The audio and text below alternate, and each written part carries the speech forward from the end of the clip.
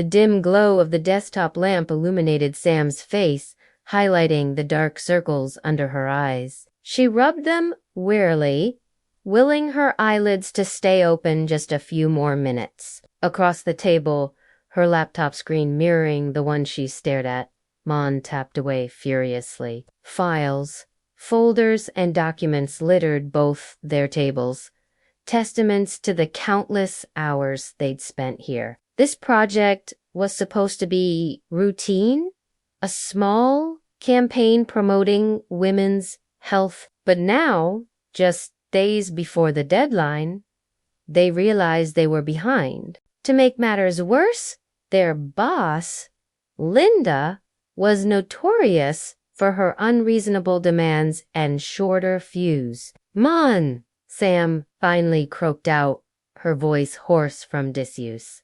"We need a plan B.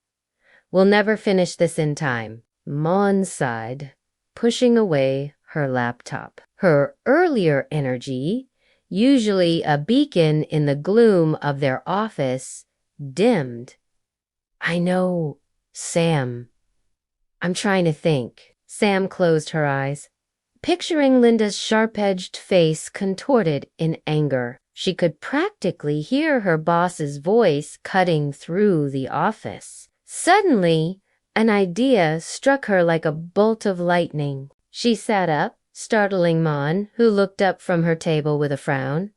"What if we—" Sam's voice was shaky with excitement. "It's crazy, but maybe, just maybe." Mon studied her for a moment, gauging her friend's energy. Then a slow smile spread across her face. "Crazy is our middle name right now, Sam.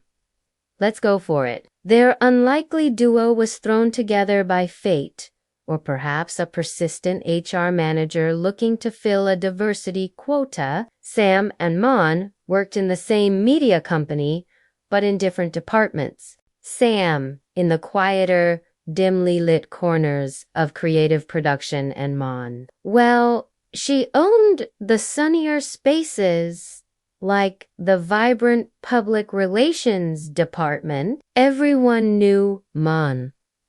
With her boisterous laugh and unapologetically bright style, she commanded attention wherever she went. Sam, on the other hand, was content to lurk in the shadows. Headphones perpetually around her neck, she saw the world through her camera lens, capturing moments that spoke to her in the soft language of light and shadow. Their worlds collided unexpectedly during a staff meeting. Linda, their boss, notorious for her power suits and sharper tongue, announced a new campaign, one focused on women's issues. "And I want to reach out to a younger demographic, something trendy, something fresh." Her gaze settled on Mon, who nodded, already on her feet. "Leave it to me, Linda.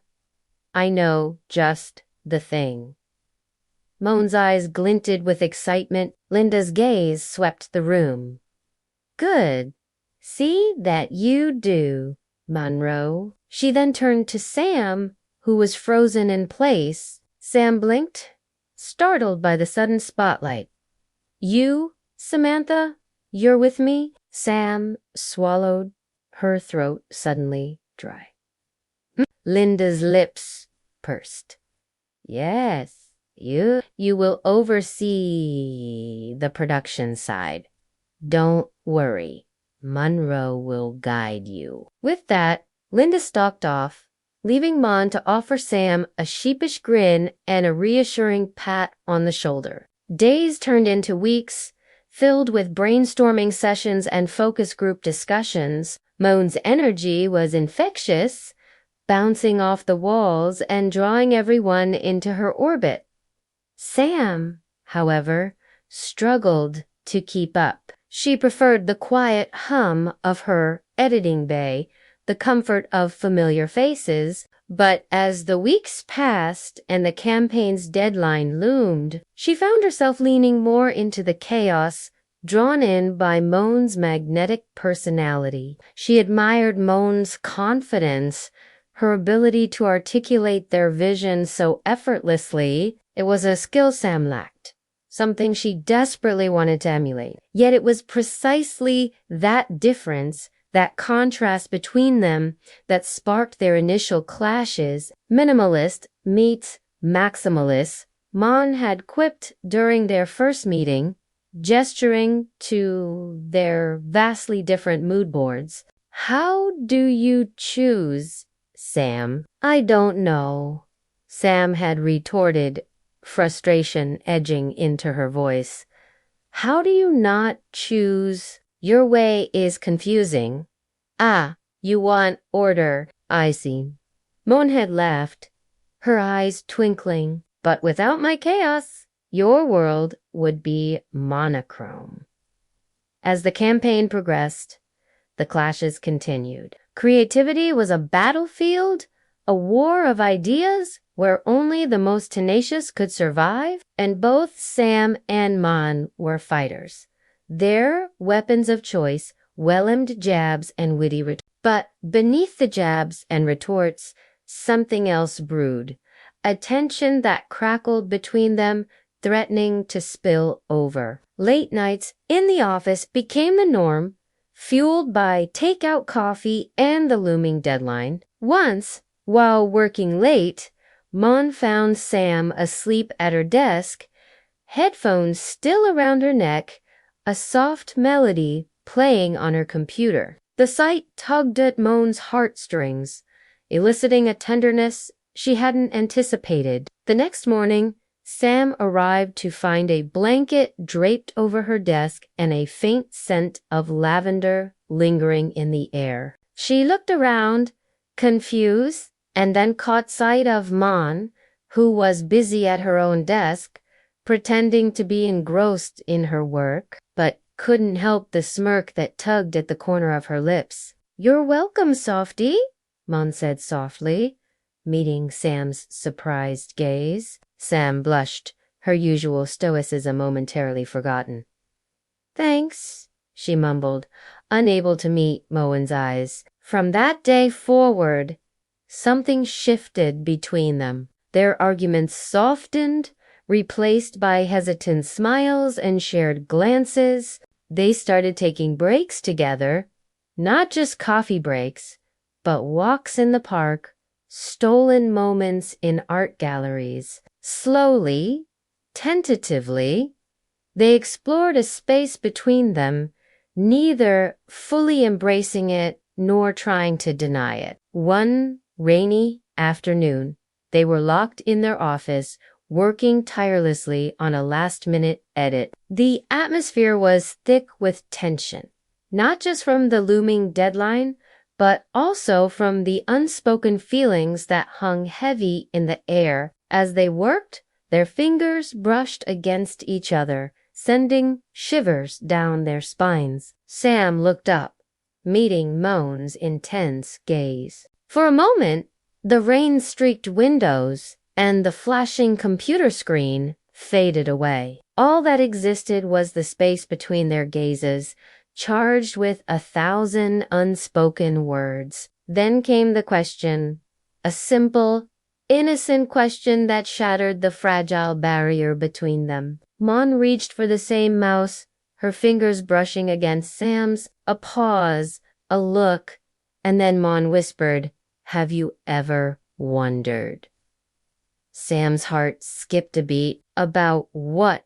she managed, her voice barely a whisper. "About us," Mon pressed, her eyes searching Sam's. Sam felt her breath hitch. She had thought about it constantly, analyzed it, questioned it, dreamed about it. But to voice those thoughts, to utter the words aloud, that was terrifying. She started, her voice trembling slightly.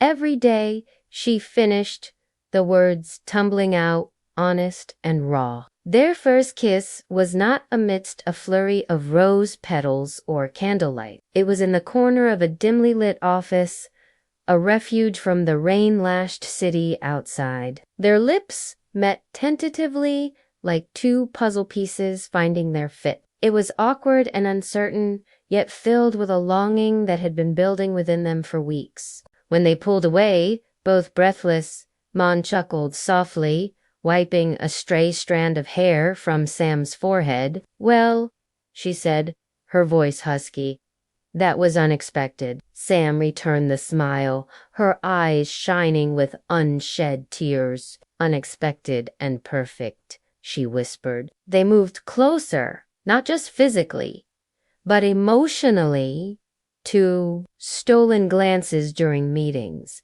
secret smiles across the bustling office floor, long conversations late into the night. Their love story wasn't written in grand gestures or sweeping declarations, but in the quiet moments, in the shared silences, in the understanding glances. But love, especially between two women in a conservative workplace, wasn't always easy. Rumors started swirling around the office water cooler. Whispers echoed through the corridors. One day, a colleague, fueled by gossip and ill intent, let loose a cruel comment. Sam flinched, hurt seeping through her. She retreated, building walls around her heart to protect herself from the hurt. Mon noticed the distance and confronted her, her voice laced with concern and a hint of accusation.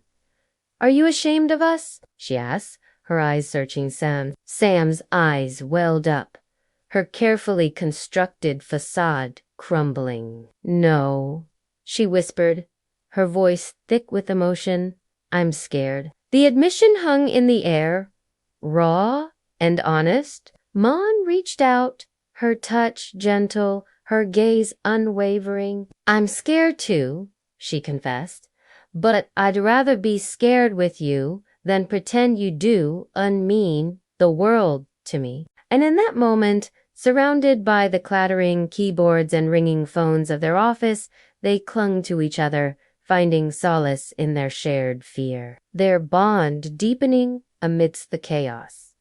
From that point on, their love became a silent rebellion against the confines of their workplace. Their love story didn't have a neat ending. There were no declarations amidst fireworks or grand gestures. It was a quiet, steady thing, like the North Star, always present, always guiding. Through it all, their love remained. A testament to the quiet strength of two women who found each other in the most unexpected of places,